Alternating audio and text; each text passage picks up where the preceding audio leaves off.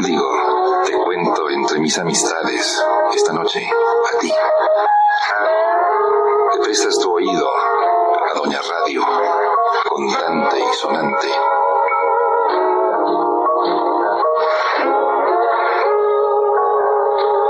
Te cuento. Digo, te cuento de ti, de mí, de nos, de vos, de viva voz, y de tantas cosas que podemos hablar, tú y yo, esta noche. Te cuento. Yo no sé, no me he ocupado de averiguarlo. La distancia precisa que debe haber entre estación y estación de radio, y medida esa distancia en hercios o en kilohercios. Digo, sí lo sé, pero no tengo por qué arrancarte la inocencia radiofónica a través del oído. No tiene mayor relevancia, pues el hecho es de que estás aquí, lo sé, oyendo. Si le giras un poco a la perilla, o en esos radios ahora digitalizados, si le pinchas al botón, me quedo yo hablando aquí, y tú comienzas a oír otra estación que se encuentra precisamente a una distancia X de donde tú y yo estamos en este instante. Precisión. La radio es eso. Precisión que se expresa en hercios. Y lo que se me ocurre preguntarte es hasta qué punto la lengua es un instrumento de precisión o un instrumento precisante. Hasta qué punto la historia está hecha de palabras vagas e imprecisas y hasta dónde llega la necesidad de aplicarle fuerza numérica a la historia. Esto, por cierto, es parte de un proceso siglo XXesco, en donde la estadística trata de descartar la imprecisión y la vaguedad, la ambigüedad eterna de la historia. Fíjate, llego yo aquí a hablar contigo, y hay un cartel a pocos pasos de este lugar, yo no sé por qué le llaman estudio. Yo poco estudio, y aquí ciertamente no vengo a estudiar, sino a hablar contigo. Hay un enorme cartel elaborado por uno de tantos organismos oficiales en donde dice que hay 5.480 millones de seres humanos en este planeta y en este momento. ¿Le crees al cartel? 5.480 millones de seres humanos. Somos pocos, somos muchos. Dímelo tú. Si no le crees al cartel, ponte a contar. Cuando acabes, regresas y me dices. Pero esa es estadística, hipotéticamente precisa, en un mundo en el que la historia va siendo rebasada, y no por otra razón, sino por la necesidad de precisar, va siendo rebasada y suplantada por la estadística. Ya te lo he contado de dónde viene el nombre de estadística y hoy no me ocupo de ello. Insisto en aquello, hasta qué punto tenemos que convertir la lengua en instrumento de precisión. E insisto en que si precisamente le giras a la perilla, me quedo yo aquí sin ti. Y esto pierde todo su objetivo y toda su intención. Insisto en aquello, la lengua podría ser instrumento de precisión. Pues más nos vale a ti y a mí que ello sea, porque si no, mal nos va a ir. Fíjate por dónde comienzo. El otro día, andando por las calles del centro de este céntrico país, concentrado en su central ciudad, la calle de Tacuba, un edificio porfiriano, que recuerda que a don Porfirio le dio porque por el estilo afrancesado en aquel tiempo íbamos a ser franceses y ahora queremos ser, dime tú qué. Pero leí la inscripción de un viejo edificio convertido ahora en banco y dice textualmente Oficina de Pesas y Medidas. Indudablemente creo que ya no existe una oficina como tal, dedicada a tales funciones en este país, o está dependiente de quién sabe cuál secretaría, cobijada bajo quién sabe qué rubro. Sí existe, pero no tan abiertamente. Ya en apariencia no es tan necesario. Y esa oficina porfiriana de pesas y medidas me obliga a hablarte hoy de eso, de la precisión, de la puntualidad que necesitamos cada día más. Porque si no, ve tú a saber qué pase. En alguna ocasión te he expresado que ese fenómeno nacional que se llama la impuntualidad no tiene nada que ver si no se suma, si no se convierte en fenómeno colectivo y de cara a la historia. Un minuto más, un minuto menos, no tiene mayor trascendencia. No sé cuántos millones de mexicanos, ni tengo tiempo para contarlo. No sé cuántos seamos en ese territorio que así se llama convencionalmente México. Pero si tú sumas la impuntualidad de todos, eso significa que nos vamos retrasando cada día más en la cita que debe ser puntual con el futuro. Qué extraño que te diga que gramaticalmente eso que se llama como tiempo presente es algo que no existe. En el momento en que digo ahora, ya quedó sepultado en el pretérito y ya nos internamos en el futuro. O sea que a cada segundo vamos dándole cara al futuro. Y si cada segundo nos vamos retrasando en eso que debe ser un encuentro puntual, imagínate cuándo vamos a llegar como colectividad. Hay un par de amigos que tienen un magnífico programa, ese sí es programa bien estructurado en otra estación, en donde se dedican a reírse. A veces pienso que está tan devaluado nuestro sentido del humor, que es bueno encontrar personas que localizan lo ridículo que somos a cada momento todos.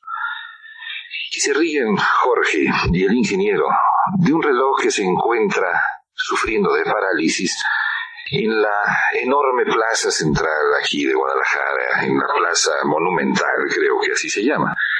Dicen que el reloj no ha funcionado, vete a saber hace cuánto. Pero lo que te quiero decir es, te quiero contar una anécdota de un amigo mío matemático, el cual decía que le habían ofrecido 2 relojes, uno de ellos descompuesto, y que el otro se adelantaba 1 minuto al día. Y él optó por aceptar el reloj descompuesto por una razón matemática y precisa. Dice, este reloj, que no funciona, me dará la hora exacta 2 veces al día. Y luego se ponía a hacer cuentas, dice, y el reloj que se adelanta 1 minuto diario, me va a dar la hora exacta no sé cada cuándo, no sé cada cuántos años, y eso no me sirve.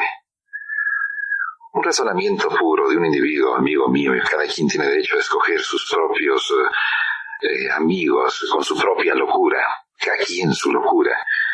Y mi amigo hacía ese simple razonamiento, no sé qué tan cierto, no sé qué tan válido. Pero tu reloj da la hora exacta. Y ese programa de radio que se llama La Hora Nacional marca, en serio, la hora exacta nacional o los compases a los que se mueve con exactitud esta nación. Oficina de Pesas y Medidas, repito que dice, aún ese edificio convertido, creo que en banco, que se encuentra allí en la calle Tacuba, en el centro de la gran monstrua capitalina. Y hace apenas un siglo, y yo lo cierro en esa cifra, puede ser 10, 15 años más, que no afectan en lo más mínimo. Hace un siglo que entró este país en lo que se llama el sistema métrico decimal. Te digo porque en la historia esos compases equivalen a segundos.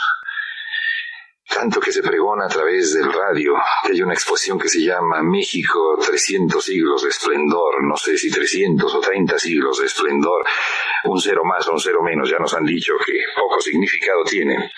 Pero si México tiene tantos siglos esplendiendo, es decir que hace apenas un siglo nos sumamos al sistema métrico decimal, eso significa que hace apenas un siglo estamos tratando de ajustar milimétricamente nuestro país para que las pesas y medidas sean semejantes a todos. Durante 500 años, vamos a decirlo así, o 300 o 400 años, los años que duró la colonia conquista, y el siglo o los años que pasaron después de que se alcanzó en el papel la independencia, las pesas y las medidas eran algo totalmente caótico. Ya recordarás tú que nuestra moneda se llama el peso. porque por determinación real debía pesar una cantidad de granos, o contener una cantidad de granos de metal precioso. Y los comerciantes tenían en su mostrador, en su establecimiento, básculas y balanzas para pesar las monedas. ¿Por qué? Porque sencillamente había individuos vivales que con una lima le iban quitando gramos al peso y luego lo fundían aquello y era metal precioso que podían volver a comercializar. Vaya ingenio. Ahora yo pienso que a nadie se le ocurriría quitarle con lima alguna peso al peso, puesto que el peso pesa, dime tú cuánto. Igual recordarás uno de mis personajes literarios, filosóficos, más influyentes en mi propia conciencia, se llama Pito Pérez. Él se dedicaba a un oficio que todavía prevalecía no hace tanto y que eran los varilleros. Es decir, Pito Pérez, cuando decidía trabajar, vendía cordeles, listones por vara. Vara. ¿Te acuerdas? Y si no, óyelo tú, porque locutor que se atranca recurre al refrán. Si no, escúchalo tú a los locutores y verás que te dicen aquel refrán de que con la vara que midas serás precisamente medido. Lo malo de los varilleros es que cada uno traía su propia vara y cada vara medía algo distinto. Y por más determinaciones reales o virreinales que se daban, pues las varas se ajustaban siempre a las conveniencias del que vendía o del que compraba. Y había varas castellanas, y había varas portuguesas, y había barajes y varillajes de muy distintas dimensiones. Pesos, medidas, la historia como instrumento, o la historia como elemento que debe alcanzar la precisión a través de la lengua, y la lengua como instrumento que debe alcanzar a su vez la precisión. ¿Sabes por qué me preocupa todo esto? Porque ahora se debate un tratado con un país, un maridaje con un país que tiene otras pesas y medidas. Sí, las que se llaman Imperial Measures. Imperial Measures, que son las medidas del Imperio Británico. Y si no me equivoco en la historia personal, yo no sé si tu situación sea conyugal o conyugante. Yo no sé si compartas tu vida con alguien. Pero siempre en estos maridajes también se da un problema histórico de pesas y medidas dentro de los ajustes sociales. Y en el maridaje entre dos personas de diferentes pesas y medidas, pienso yo que no funciona. ¿Cómo va a funcionar el maridaje con un país que se mide en pulgadas, en yardas, en millas, que pesa en libras, que mide también volumétricamente en quintales y en toneladas cortas? ¿Cómo va a ser ese maridaje en un mundo en donde la historia se está convirtiendo en estadísticas y donde las pesas y medidas históricas son tan ambiguas? Simple cuestión, simple pregunta. Pero con eso de que la precisión y la puntualidad son requisitos para alcanzar el futuro a tiempo, ¿llegaremos?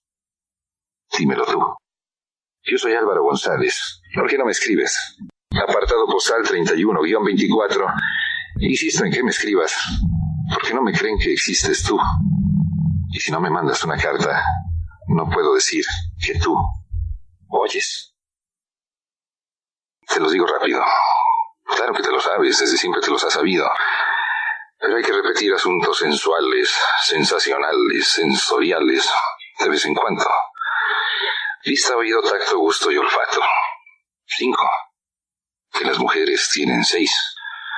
Dímelo tú, que de asunto tan delicado sabrás mucho más que yo, porque de ello poco sé. Pero dicen que el sexto sentido es cosa de ellas. ¿Será cierto? Te lo repito rápidamente. Vista, oído, tacto, gusto y olfato. Asunto sensual, sensorial, sensacional. 5 sentidos. Algunos más educados que otros. Algunos de esos 5, por lógica conclusión, más atrofiados en cada uno de nuestros casos particulares que los otros. ¿Cuál es tu sentido favorito? ¿La vista, el oído, el tacto, el gusto o el olfato? Yo creo que en mí no se desarrollaron, y vuelvo a retomar ese tono confesional porque si no te hablo de mí, ¿de qué quieres que te hable? Pienso que en mí no se desarrollaron muy bien el sentido del gusto ni del olfato.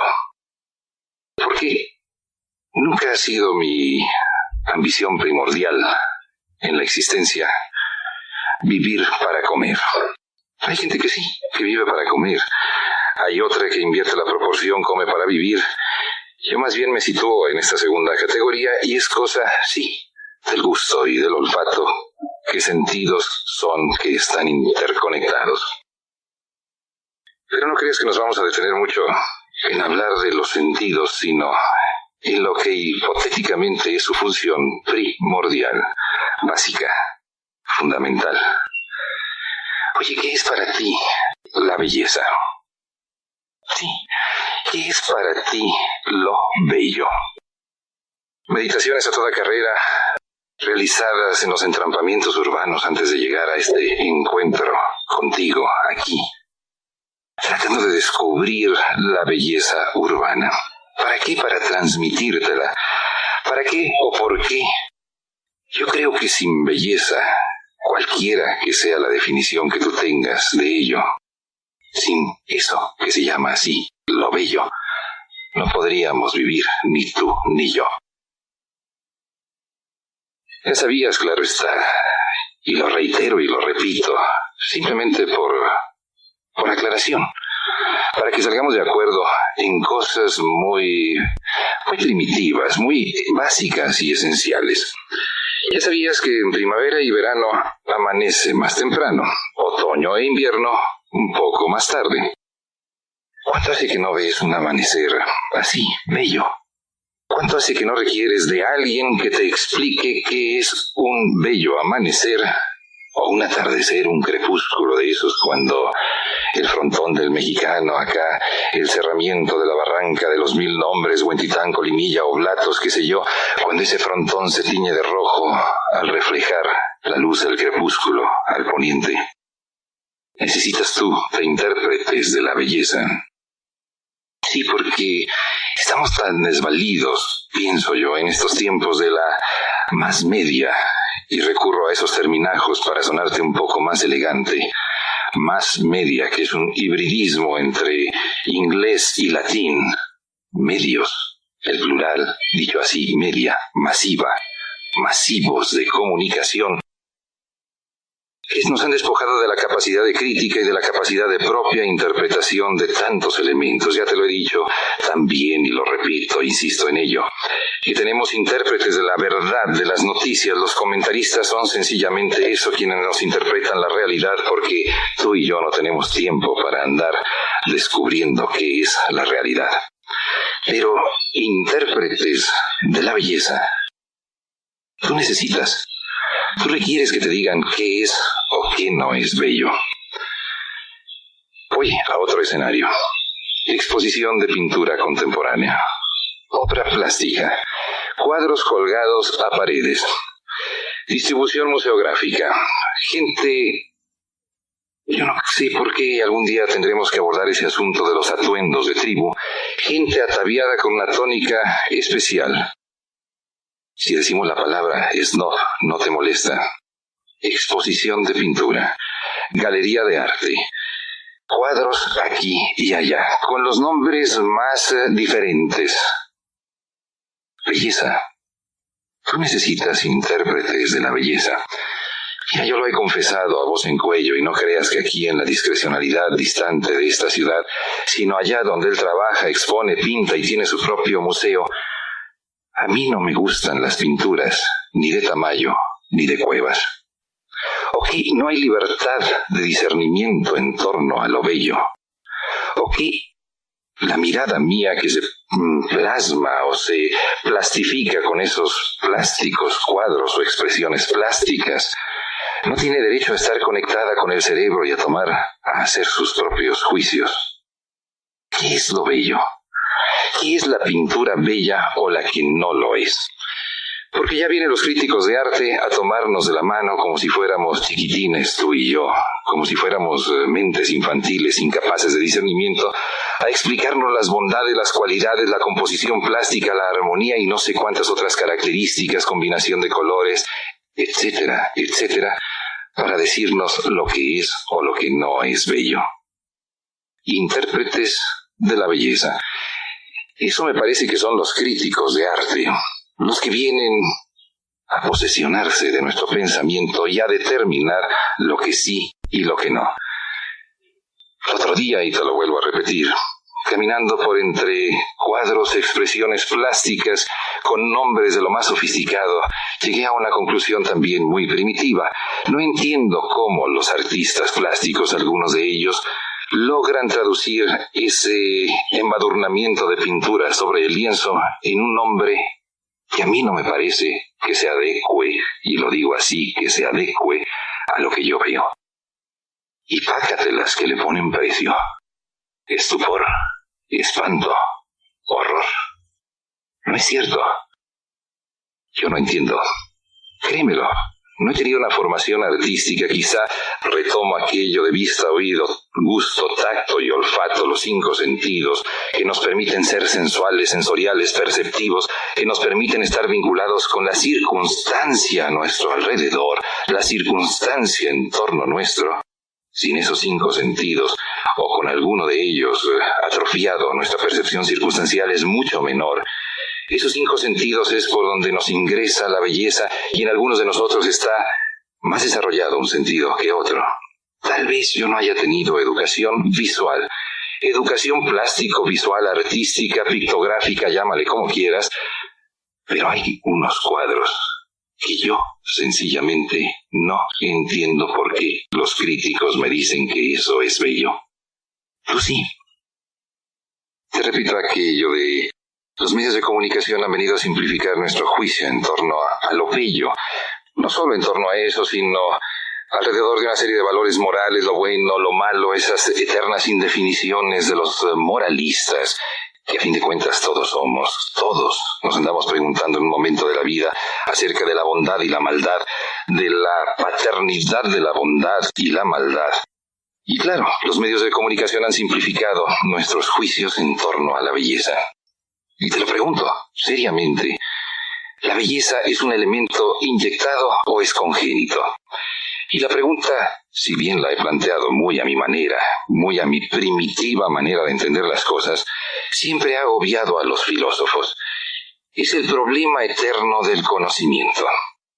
Tú dirás que tú y yo vemos lo mismo.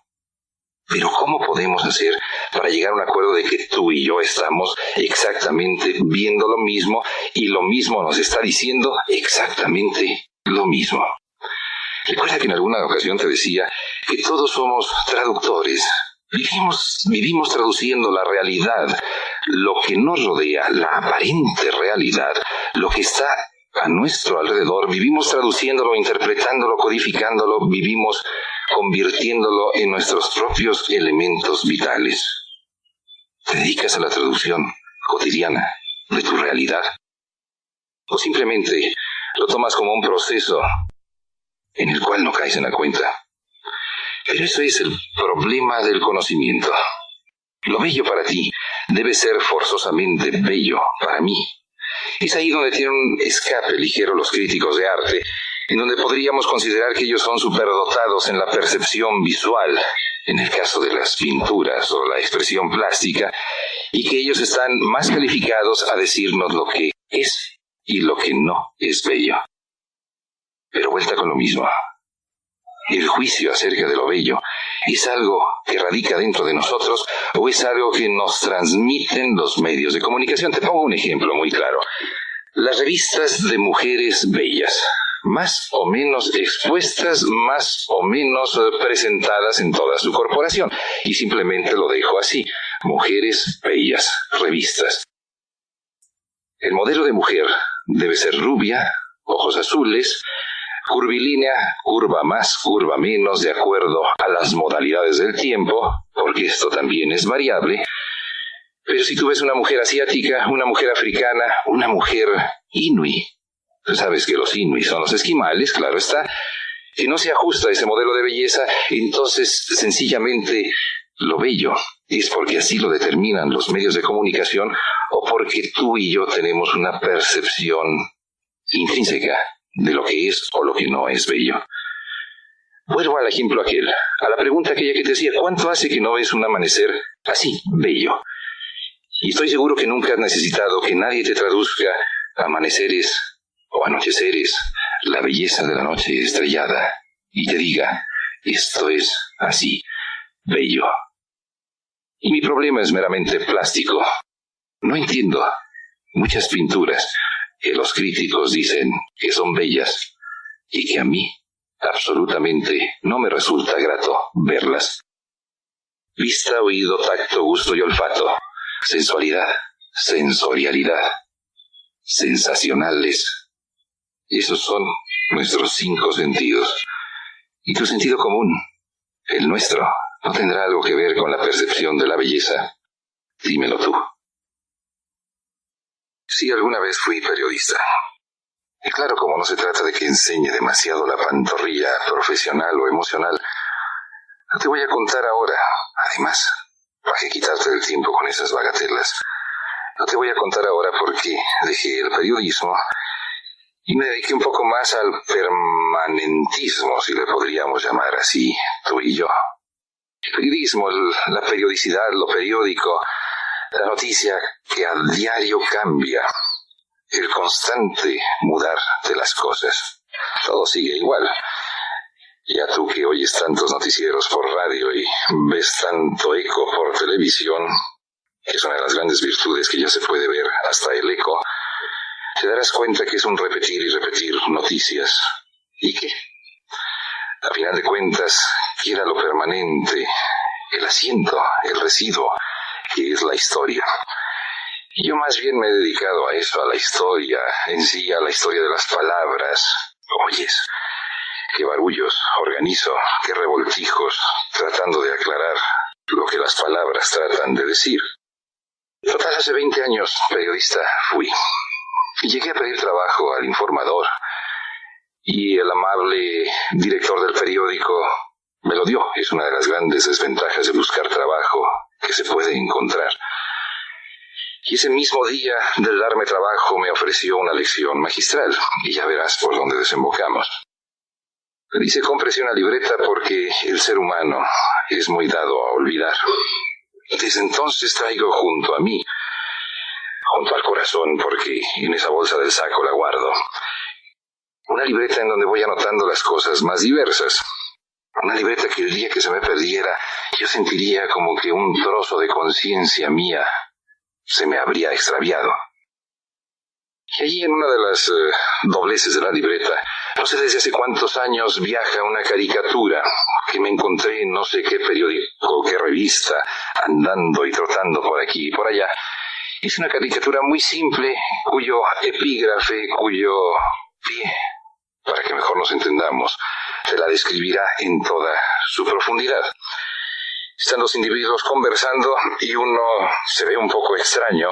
Su morfología anatómica dista mucho de ser la normal, y ve tú a saber que sea la normalidad. Y el otro le dice, yo me imaginaba que las gentes de radio eran como yo me las imaginaba.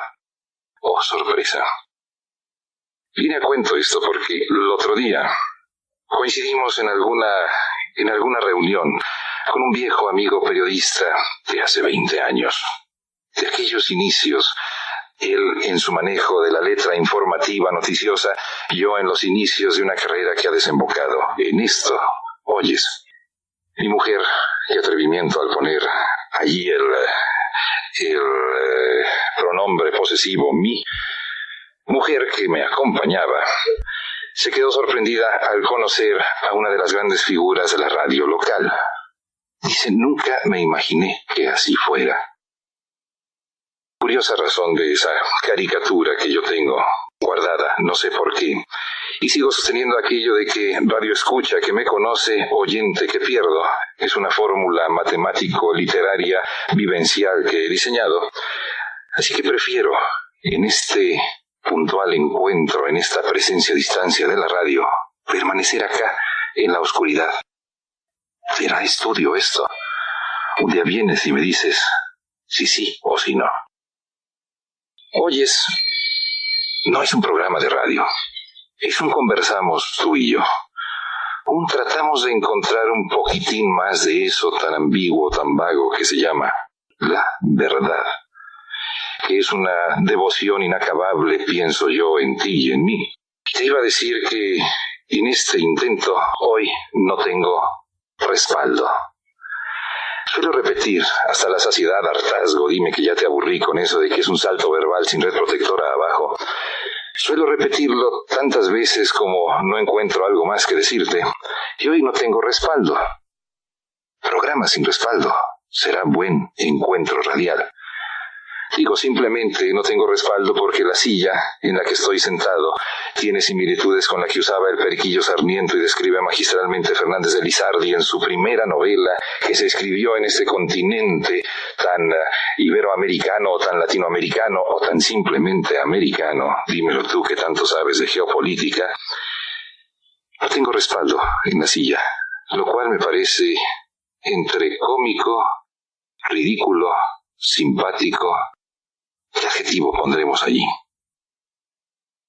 Ni chistar, ¿verdad? Chistas tú. ¿Qué será eso? Yo pienso que tú has oído esa expresión. Y aquel individuo ni chistó. ¿Qué será? Vas a oír en este momento para qué también sirve Doña Radio. A ver qué entiendes. ¿Oíste bien? Las vocales ni falta hacen, porque yo sencillamente me puse a chistar junto a tu oído. Has oído, y valga la reduplicación. En este caso, verbo, has oído. A ese personaje que se aparece en todas las fiestas precisamente a hacer eso. A contar, sí, chistes. Chistar. Como que algo tiene que ver con pronunciar palabras en baja voz al oído y luego soltar una carcajada, un latigazo de carcajada. ¿Y de qué te ríes? Pues el chiste que me chistó al oído este individuo. Es una tiponimia humana, o un género humano, vamos a llamarle así, o un tipo o tipa, aunque no la expresión sea muy válida, porque más bien es profesión de hombres el contar chistes en las fiestas. ¿Y cuántas veces comienza su enorme labor de cuentachistes con esa expresión ya se saben el de, y aunque todo mundo no sepamos el de, él se lanza impávidamente a contarnos el chiste? ¿No es cierto? Fíjate, el fenómeno del chiste es un fenómeno transnacional, real. Tú empiezas a brincar fronteras y a escuchar exactamente los mismos chistes, quizá en muchos idiomas, pero básicamente los mismos chistes. Yo nunca he logrado descifrar quién es el inventor internacional de eso que tú y yo conocemos por el nombre del chiste, y que algunos manejan con más gracia que otros porque no cualquiera para ello. Yo soy un perfecto arruinador de los mejores chistes que oigo. Y a veces trabajan en pareja, apoyados por su pareja, por, vamos a decir, su cónyuge, que le dice, y no les has contado el de. Y yo conozco a famosísimo escritor, participante de coloquios de invierno y demás, cuya esposa es la que le va apuntando el chiste que debe contar a continuación. Y conozco a otros que trabajan con libreta. ¿Te acuerdas lo que te decía hace un momento, que la memoria humana es tan frágil? Lo que me había recomendado el director de aquel periódico cuando yo fui a pedir trabajo. ¿Y qué me dio? Me dijo, cómprese una libreta porque todo tiende a olvidársenos.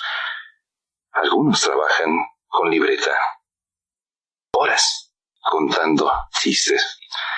Yo recuerdo hace cosa de 10 años, un individuo, no sé qué tan chistoso, en una chistosísima estación del centro del país se propuso a quebrantar el récord de Guinness. Algún día tendríamos que sentarnos tú y yo a conversar sobre lo ridículo de este libro de récords, pero él se propuso fragmentar el récord de contar chistes frente a un micrófono.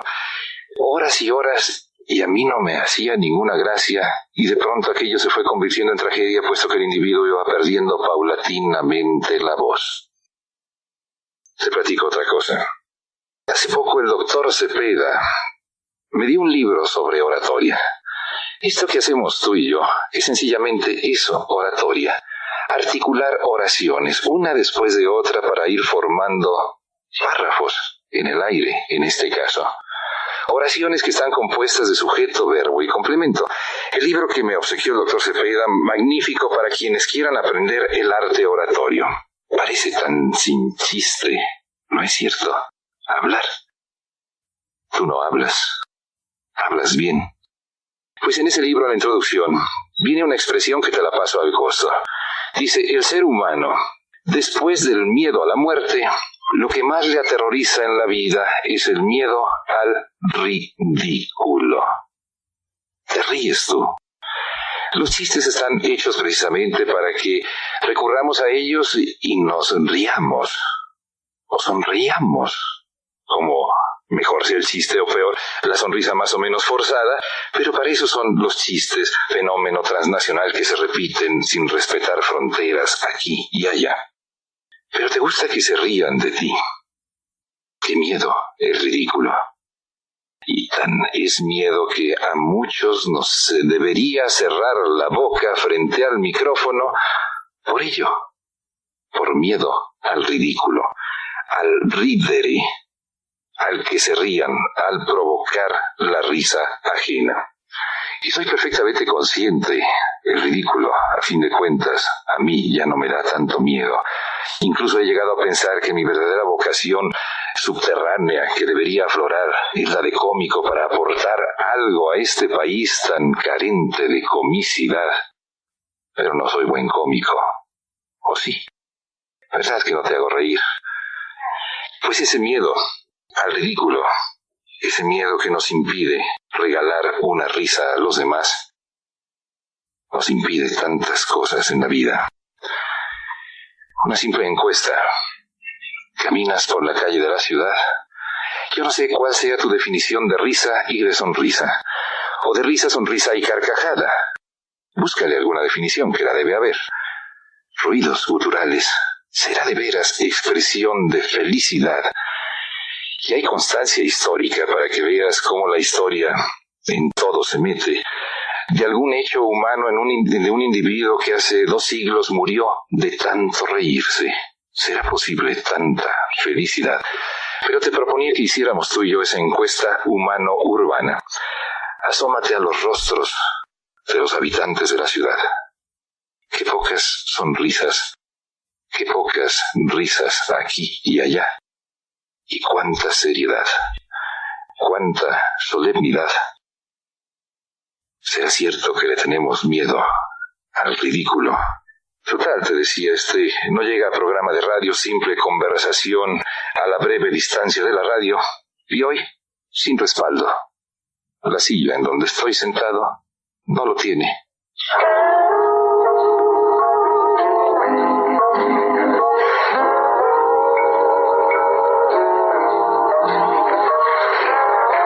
Te cuento, de lunes a viernes, a la misma hora, Deca, la radio vivencial.